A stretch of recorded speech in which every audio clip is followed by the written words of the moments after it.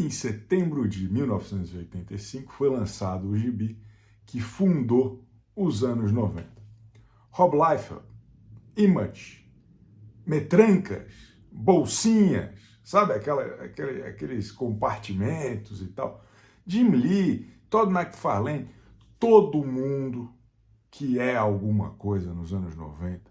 O motivo de você amar e odiar os quadrinhos dos anos 90, não só na estética, mas também no conceito, todos eles devem a este gibi que nós vamos conversar hoje, Longshot. Longshot, que a Panini republica aqui, esta perigosa obra de Ann Nocenti e Arthur Adams. Sobre isso que nós vamos falar hoje, a fundação dos anos 90 nos quadrinhos norte-americanos. Este é o assunto do Chico Barney Comics. Muito obrigado a todos que estão aqui compartilhando, dando like, prestigiando aqui o nosso canal de quadrinhos Chico Barney Comics, como retribuição, como agradecimento, por mais que o último vídeo sobre a Turma da Mônica tenha tido um engajamento horroroso, ninguém assistiu, eu já estou em dúvida se eu quero continuar com essa porra desse canal, porra. Mas como retribuição a tudo isso, meus queridos parceiros da Comic Boom, nós temos agora um cupom para quem fizer a primeira compra na Comic Boom, além de todos os descontos que eles têm, uma comic shop sensacional aqui de São Paulo, eles têm descontos agressivos, violentos, e além disso, quem fizer a primeira compra usando o cupom Chico10, o glorioso cupom Chico10, tem mais um descontinho lá. Porra, gibi barato, rumo ao Hexa. Bom demais, aproveita aí essa oportunidade aí dos parceiros da Comic Boom. Se você ainda não tem a saga dos X-Men de número 15, porra, na verdade é o 14. Mas eu não vou regravar porra nenhuma. É a saga dos X-Men 14. Estou falando 15 desde o começo porque eu sou um babaca. Mas aproveita aí, deixa o like, usa o cupom, se inscreve no canal e vá pro raio que o parta também, porra. Saga dos X-Men 14. A Panini Comics está fazendo um trabalho bastante bacana aqui nessa série A Saga dos X-Men, publicando uma fase muito interessante do Chris Claremont à frente do título, né? O Chris Claremont, que acho que só não ficou mais tempo nos X-Men do que o William Bonner no Jornal Nacional, uma coisa impressionante, ele ficou muito tempo lá. Claro, todo mundo tinha como referência principal a fase do Claremont com o John Byrne, mas depois do John Byrne teve muita coisa legal, que é justamente o que a Panini publica aqui nesta série, que é uma série mensal, que basicamente compila edições daquela época, final dos anos 80, começo dos anos 90, muita coisa interessante. Aí chegou no momento cronológico adequado, por conta da vindoura republicação do Massacre dos Mutantes, aqui na saga dos X-Men, a Panini, de maneira muito inteligente, resolveu republicar a minissérie do Longshot, que é uma minissérie que apresenta aqui este personagem, olha esse visual aqui do vagabundo, que é um personagem que muitas pessoas poderiam até estranhar a republicação de uma minissérie com poucas ramificações nos quadrinhos de hoje. Quem lê quadrinho hoje, quem lê Marvel hoje, provavelmente não tem a menor conexão com Longshot. Né? Quem se importa com os X-Men dos anos 2000 para cá, teve algumas referências ali, o X-Factor do Peter David, teve ali algumas coisas. Porém, uma coisa muito importante nesse contexto dessa minissérie é que não só ela é legal pra caramba, ela é extremamente divertida, mas ela também é um ponto zero dos anos 90 em sua estética e em sua ideologia. É um negócio muito interessante isso, principalmente rever essa gênese dos anos 90 tanto tempo depois.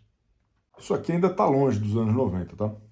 Cronologicamente, isso aqui ainda está distante dos anos 90, porque o número 1, como eu falei, foi lançado em setembro de 1985, então é uma publicação em 6 partes que adentra aí o comecinho de 1986 e apresenta este personagem criado justamente por Ann Nocenti, que viria a se tornar uma grande roteirista do Demolidor, né? Que a Panini também recentemente republicou toda a fase dela na saga do Demolidor, e do Arthur Adams, que é um desenhista que ele não se tornou exatamente um popstar como outros de sua geração, mas ele se tornou extremamente influente. Só que influente para muitas pessoas de um jeito meio maldito, porque é dele a gênese do que viria a ser toda a estética do final dos anos 80, começo dos anos 90, que ficou ali como a estética dos anos 90,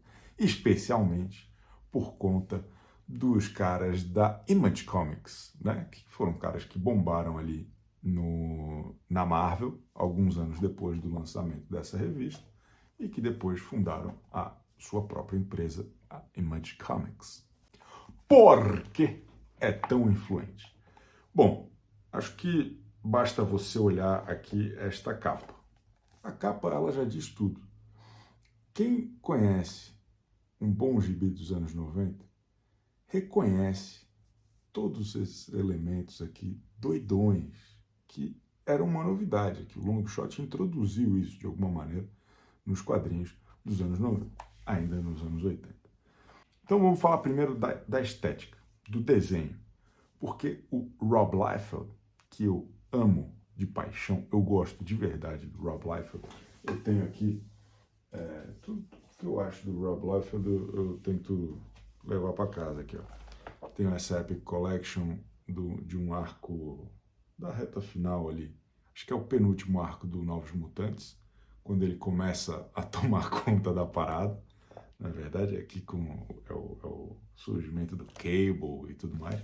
É evidente a influência que a arte do Arthur Adams teve nesses caras da Image, e eu vejo principalmente no Rob Liefeld.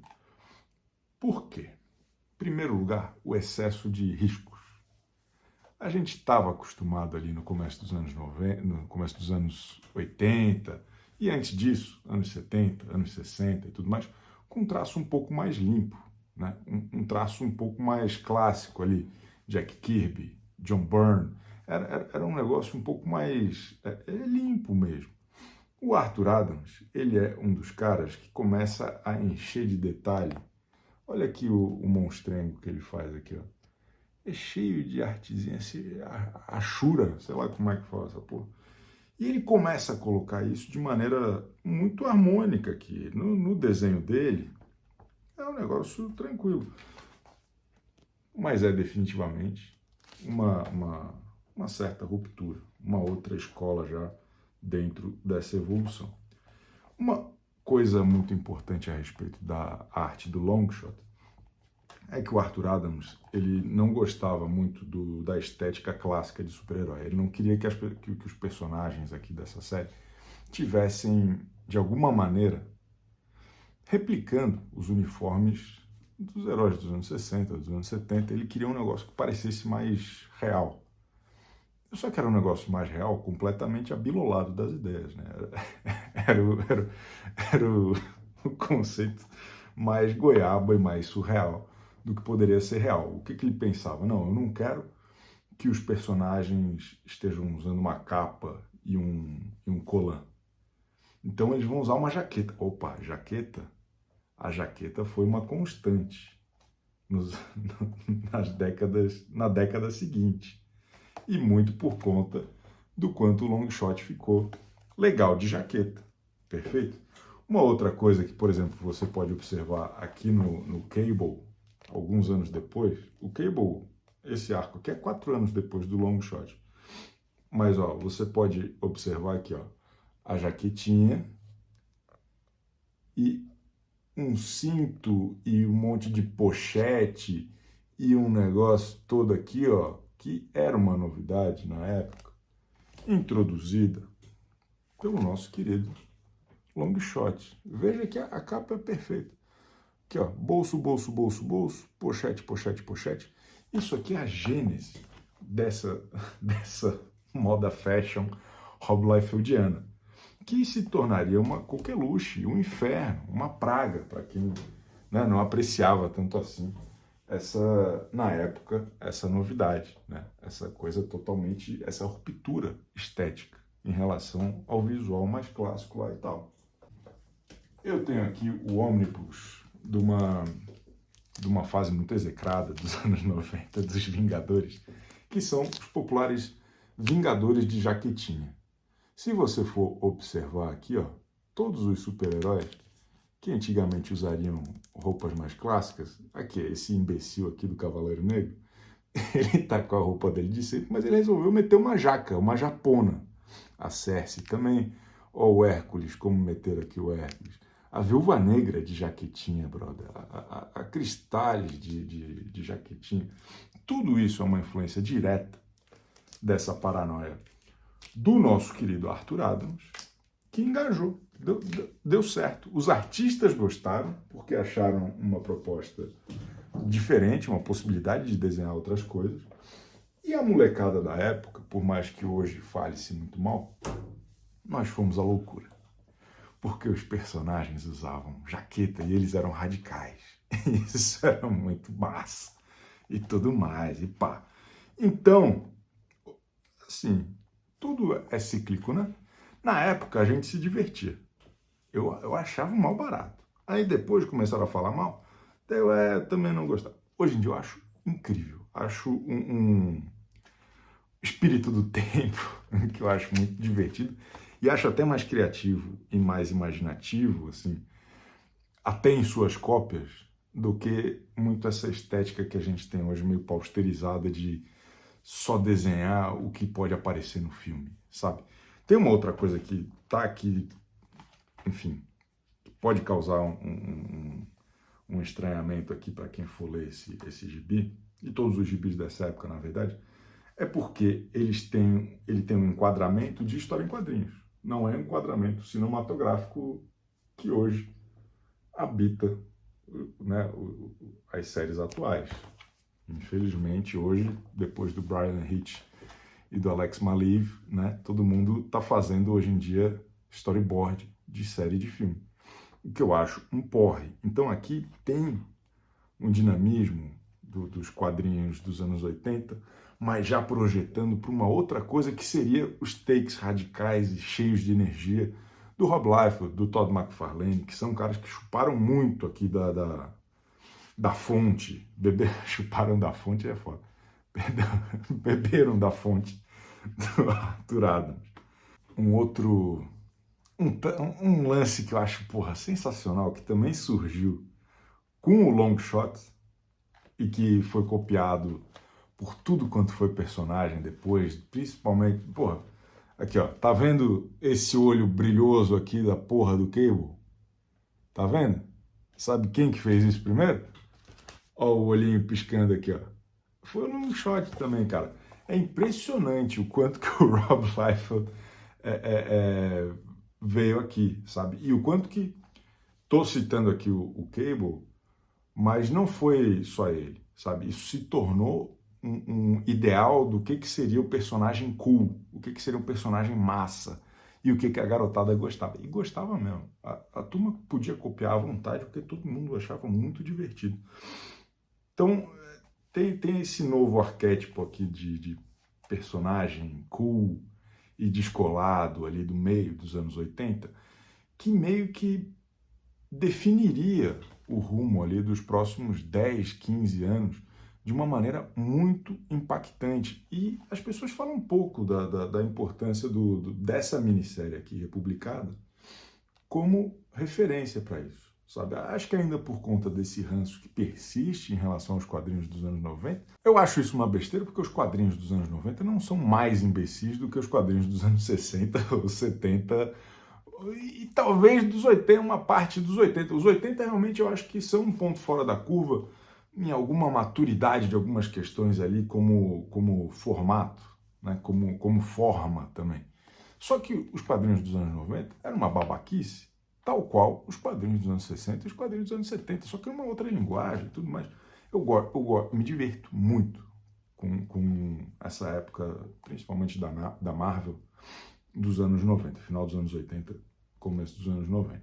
E eu falei da estética, mas o cerne do personagem, ele também se tornaria uma tendência para todo o sempre. O roteiro da Ann Nocenti, que na época, se eu não me engano, ela era editora dos gibis dos X-Men e nunca tinha escrito um gibi grande assim e tal, como esse foi o primeiro grande trabalho dela na Marvel, que não chegava a ser um grande trabalho, porque era uma minissérie de um personagem novo, uma aposta ali da editora, que acabou depois se integrando aos personagens dos X-Men, mas essa minissérie não tem absolutamente nada a ver com nada do que estava acontecendo com os X-Men na época. Ela é um contexto importante porque logo na sequência a gente vai ter ali toda a inclusão do Mojoverso, que é da onde vem o Longshot, que se mistura, né, e vira o Mojo, vira um personagem recorrente dos X-Men. Tem a Espiral, que surge aqui nessa revista também.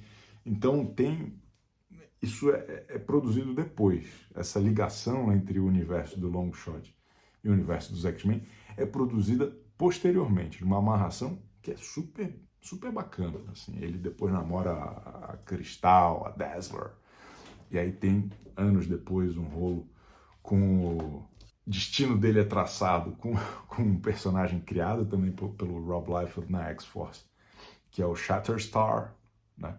Que durante muito tempo achava-se que era filho do Longshot com a Cristal, mas isso é história para um outro dia. Mas qual é a história do Longshot, para vocês entenderem sobre o que é essa minissérie?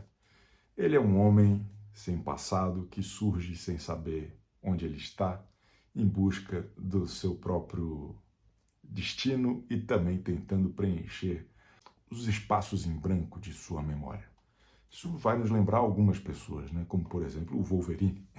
Então ele é quase que uma atualização um pouco diferente, um pouco mais sci-fi daquele rolo todo do Wolverine, que na época já era um astro em ascensão na Marvel. Mas eu vejo assim que a dinâmica exposta aqui do Longshot, ela serviu muito mais como molde para várias cópias ao longo dos anos do que o próprio Wolverine. Inclusive, trazendo mais aqui uma vez, a maneira como o Cable surge nos Novos Mutantes tem muito mais a ver com o Longshot do que com o Wolverine. E aí, essa história do homem misterioso que surge sem ninguém saber direito por quê, ou às vezes ele próprio não tem a memória de si mesmo, isso aí vai ter a ver sei lá, com o Spawn, vai ter a ver com o Dragon, o Savage Dragon, que eu amo. Tem tudo a ver com isso aqui também. Um homem sem passado, um homem sem lembranças, o que ele vai fazer e tal. E isso vem nesse pacote quase como se toda essa geração de criadores, os responsáveis pela Image, tudo que eles tivessem lido tivesse sido essa minissérie do Longshot. Eu acho isso muito engraçado, porque é quase como se fosse a referência inequívoca de toda essa geração de criadores. Eu acho engraçado. Muita gente já perguntou aqui, ó, o que são esses volumes aqui, ó. Deixa eu tirar aqui. Ó, eu tenho essa coleção de archives do Savage Dragon. Tenho todos que saíram 10 até hoje. É uma coleção em preto e branco, porque é um gibi que não vende muito, né? Mas que persiste já há mais de 30 anos. E o Erik Larsen, em vez de lançar compêndio ou alguma coisa assim, quando começou a lançar nos archives.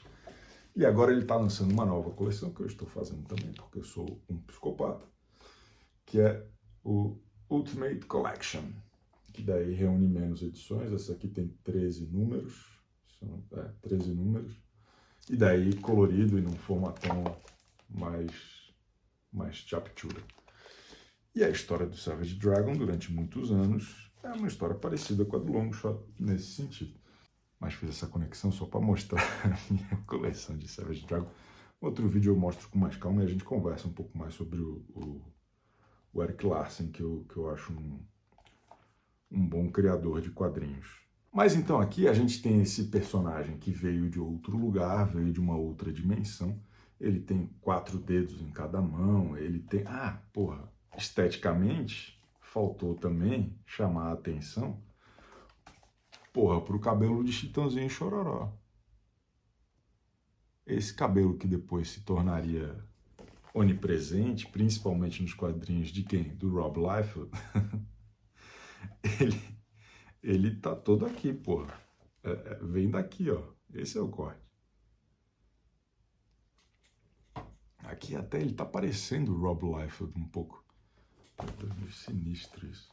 Mas daqui é a saga dos X-Men número 14, não 15, como eu falei lá no começo do vídeo. Tem as 5 primeiras partes de 6, de um total de 6, mostrando aí essa jornada do Longshot em torno, enfim, em busca de sua origem e tentando se virar com algumas questões e tal.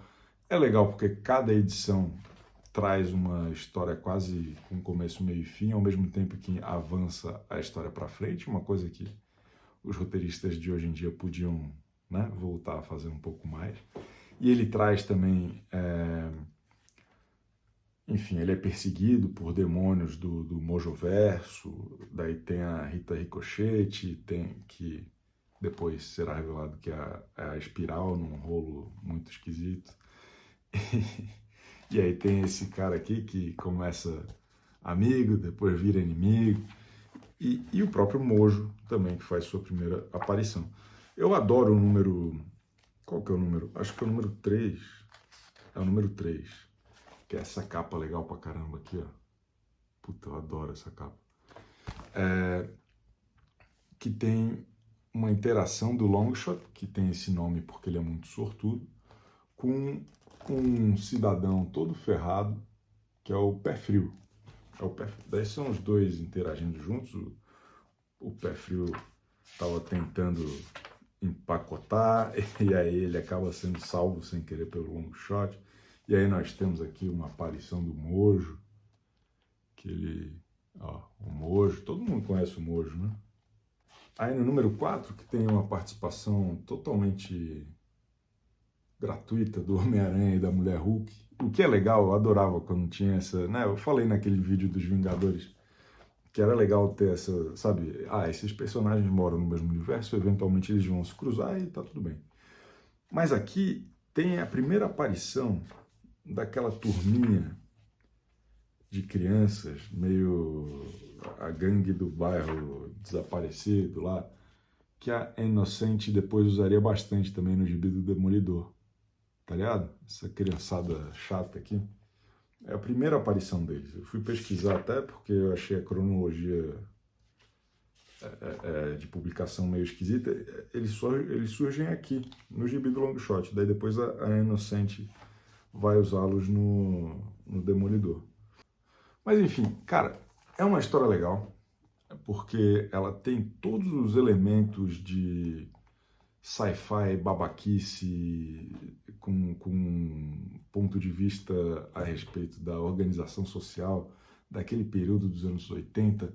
Parece muito um filme que não passaria na sessão da tarde, mas no cinema em casa do SBT, sabe?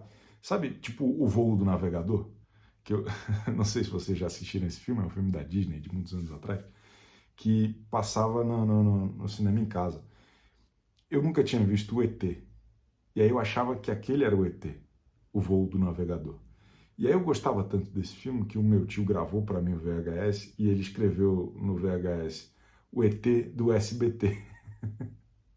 Então, para mim tem um pouco a pegada daqueles filmes, assim, que, porra, virou um pouco clichê, rastaquera falar de Stranger Things como referência, mas para quem não tem muito repertório de bobagem daquela época, é aquele mood, sabe, da primeira temporada e tal.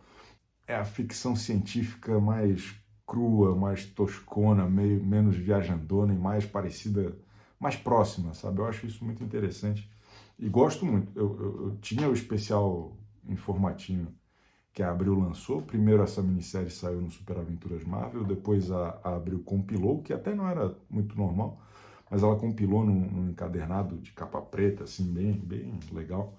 Acho que é a capa do próximo. Eu vou botar aqui, a capa do próximo encadernado.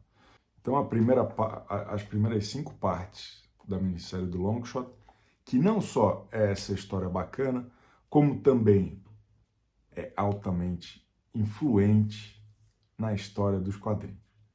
Não dá para imaginar como seria o mercado norte-americano de quadrinhos se não fosse por isso aqui.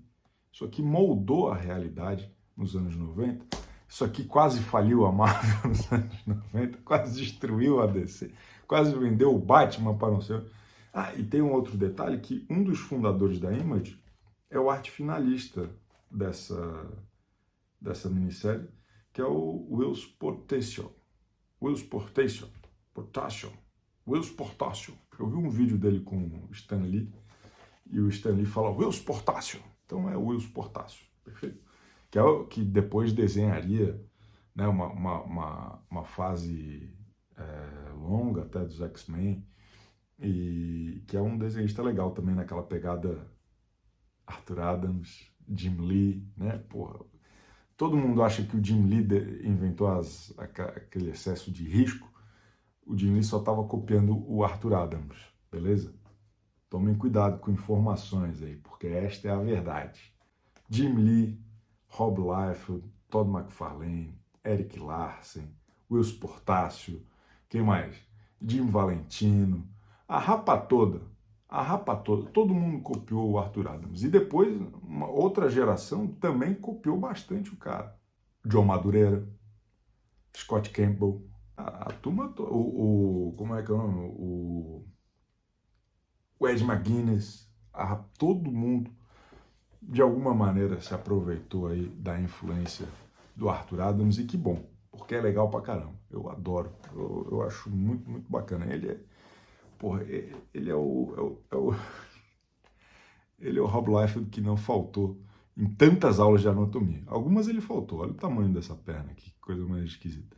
Mas graças a Deus, porque a mente precisa delirar. Quem se importa muito com verossimilhança, porra, vai ver um filme em vez de mexer o saco, né? Deixa as coisas ser esquisitas, porra. Nós queremos é esquisitice, meu irmão. Leia a saga dos X-Men número 14, não precisa ter lido as 13 de antes, mas eu acho que se você ler a 14, você vai querer ler a 15 e vai querer ler as seguintes, porque o Longshot, ele participa depois dos X-Men durante um período, acho que de 2 ou 3 anos, com um texto do Chris Claremont. Beleza?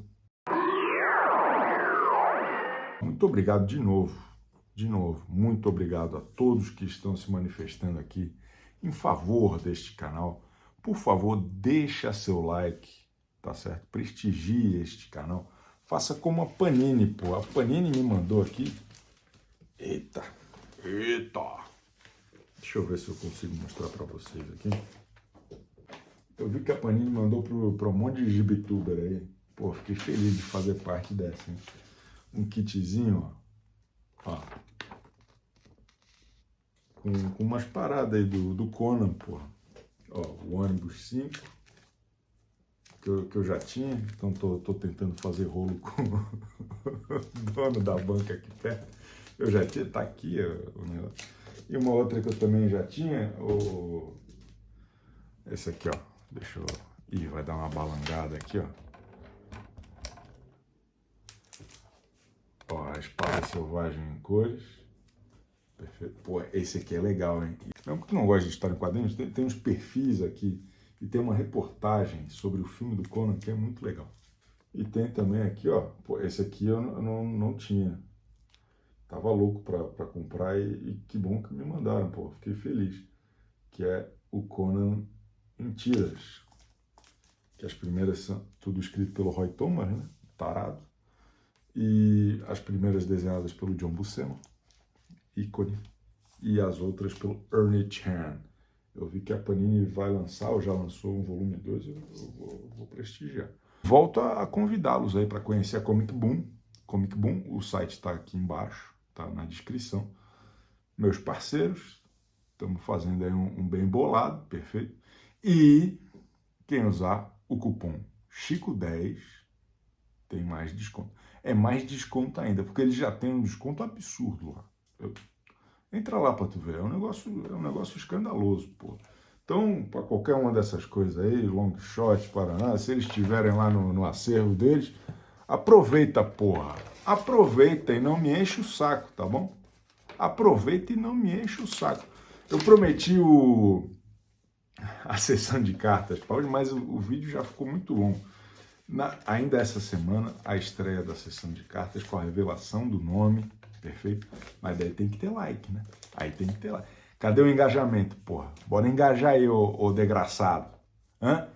Bora engajar aí, ô desgraçado. Valeu. Beijo.